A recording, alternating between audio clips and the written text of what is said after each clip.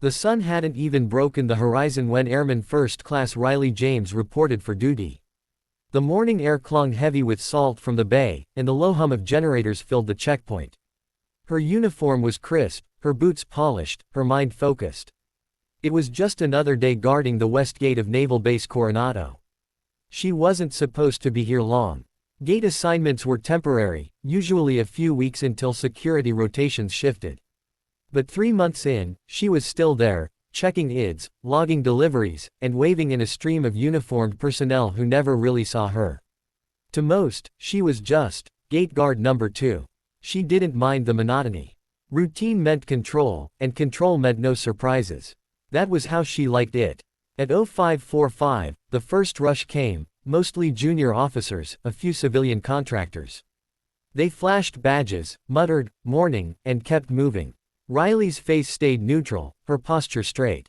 "Morning, Airman," one said absently. "Morning, sir," she replied, voice steady, eyes focused. The line moved quickly until a convoy of black SUVs approached, windows tinted, government plates gleaming. Riley glanced at the manifest on her tablet. Nothing special was scheduled this early. She held up her hand. "Vehicle checkpoint. Please roll down your window, sir." The driver complied, revealing a man in his late 40s with silver hair cropped tight and the unmistakable bearing of someone who commanded respect without trying. His eyes were sharp, scanning her before he even spoke. "Morning, Airman," he said. His voice was calm but heavy with authority. "Morning, sir. May I see your identification?" He handed her a CAC card. Riley glanced at the name. Commander Nathan Hale, U.S. Navy SEALs. Her heart skipped. Everyone on base knew the name.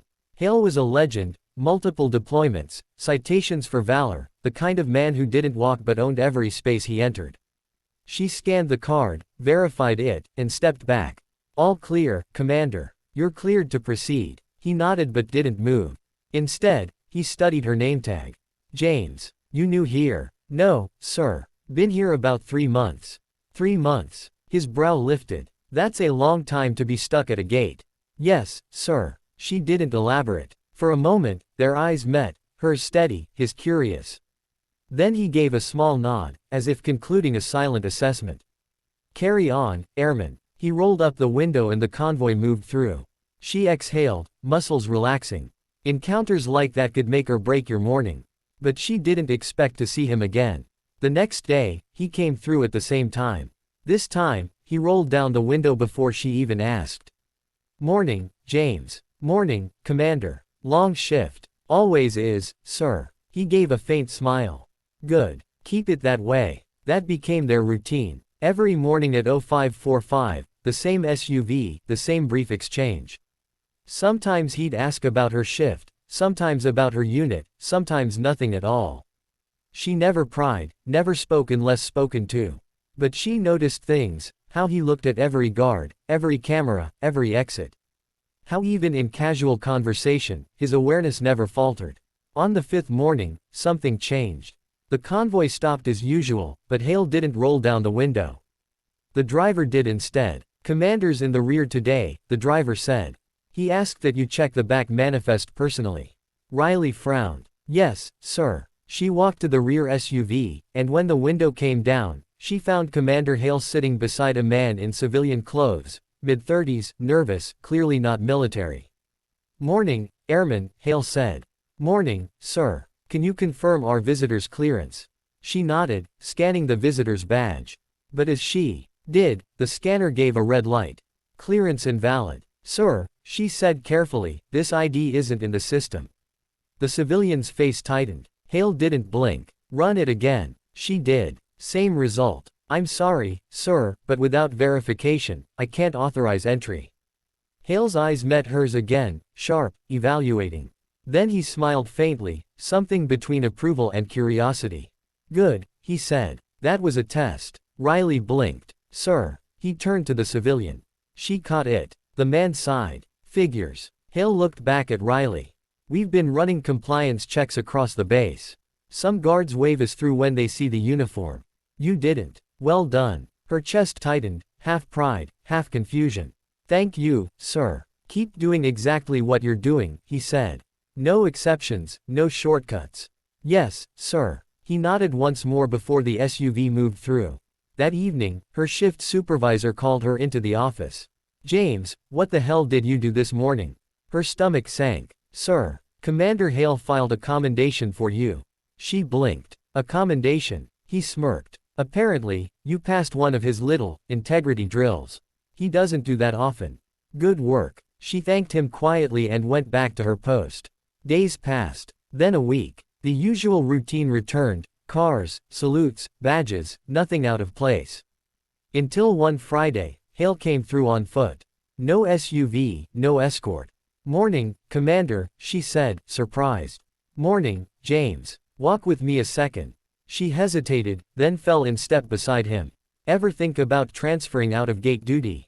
He asked. I've put in a request, sir. Haven't heard back. He nodded. You ever shoot? Qualified expert on the M4 and M9, sir. He smiled faintly. Figures. You ever consider applying for security augmentation or cross-training with special ops support? I didn't think that was open to Air Force personnel, sir. It isn't, normally, he said. But exceptions get made, especially for people who don't flinch under pressure. She didn't know what to say. He stopped walking, turned toward her. I'll make a few calls. If you're interested, report to Building 42 on Monday, 0600. Her heart pounded. Yes, sir. Good. Don't be late. On Monday morning, she stood outside Building 42, an unmarked structure behind the SEAL training compound. Inside, she was met by an officer from Naval Security Group. The briefing was short. She'd be assisting with base security drills, working alongside SEAL logistics, learning coordination protocols. It wasn't glamorous, but it was a start. For the first time in months, she felt something she hadn't at the gate: purpose. Weeks passed. She trained with teams, learned procedures, earned quiet respect. Commander Hale didn't hover, but she knew he was watching. He'd nod when their paths crossed, never making it obvious, never taking credit. Then one afternoon, everything changed again. The base went on lockdown. An unauthorized drone had breached airspace, and a possible infiltration alert was issued. Riley was in the command room when the call came through. Hale's convoy was delayed at the east perimeter. Without orders, she grabbed her radio and sprinted for the checkpoint. When she arrived, the guards were tense, hands on weapons. A black SUV idled 20 feet away. Stand down, Hale's voice boomed from inside. Friendly. Riley approached carefully, scanning for secondary threats. Nothing. She waved the guards to hold position, then opened the rear door. Commander, are you secure? He looked at her, calm as ever. We're good. You acted fast. She nodded, pulse still racing. Later that evening, as the base returned to normal, she found him waiting outside the command building. You didn't wait for orders, he said. No, sir. I acted on the situation. He studied her, then gave a slow, deliberate nod. And then, in front of a dozen stunned personnel, he saluted her first. For a heartbeat, she couldn't move. Then she returned the salute, her eyes locked on his. Good work, Airman James, he said. You're exactly where you're supposed to be. The story spread quietly, about the young airman who stood her ground, who earned the respect of a SEAL commander not by rank, but by resolve. She didn't seek attention. She went back to work the next morning like always, polished boots, steady hands, and eyes sharp as ever.